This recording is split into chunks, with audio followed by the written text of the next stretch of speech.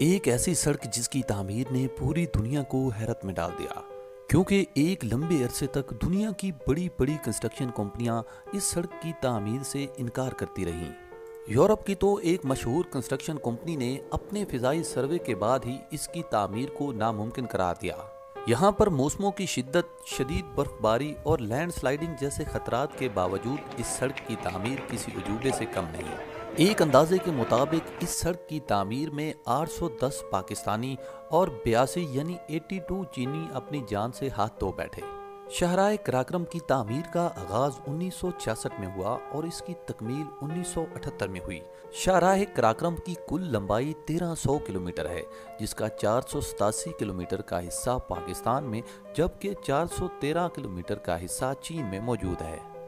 یہ شاہراہ پاکستان میں حسن ابدال سے شروع ہو کر ہری پور ہزارہ، ایبٹ آباد، منسیرا، آشام، داسو، چلاس، جاگلوٹ، گلگت، ہنزا اور خجراب پاس سے ہوتی ہوئی چائنا میں کاشغر کے مقام تک پہنچ جاتی ہے۔ اس شاہراہ کے راستے میں آنے والے پتھریلے پہاڑوں کو توڑنے کے لیے 8000 ٹن ڈائنامائٹ کا استعمال کیا گیا۔ اس شاہراہ کی تکمیل تک 30 ملین کیوسک میٹر سنگلاخ پہاڑوں کو کاٹا گیا۔ یہ سڑک کہیں پر پرسکون ہے تو کہیں پر بہت پرسرار۔ اس سڑک کے کنارے آپ کو کہیں پر صدیوں سے آباد لوگ اپنی کہانیاں سناتے ہوئے ملیں گے تو کہیں پر دریائے سندھ پہاڑوں سے ٹکراتا ہوا نظر آئے گا۔ گلگت بلتستان کا دروازہ یعنی چلاس اور تتلیوں کا شہر کوہستان بھی اسی سڑک کے راستے میں آتے ہیں۔ چلاس کے بعد شاہراہ قراقرم ناگا پربت کے گرد گھوم کر آگے نکل جاتی ہے۔ یہاں پر وہ مقام ہے جہاں پر ناگا پربت کے بیس کیمپ پر جانے کے لیے جیپیں کرائے پہ ملتی ہیں۔ دنیا کے 3 بلند ترین پہاڑی سلسلے کوہ ہمالیہ، کوہ ہندوکش، کوہ قراقرم اس سڑک کے راستے میں جاگلوٹ کے مقام پر اکٹھے ہوتے ہیں۔ یہ سڑک یہاں سے نکل کر گلگت شہر میں داخل ہو جاتی ہے۔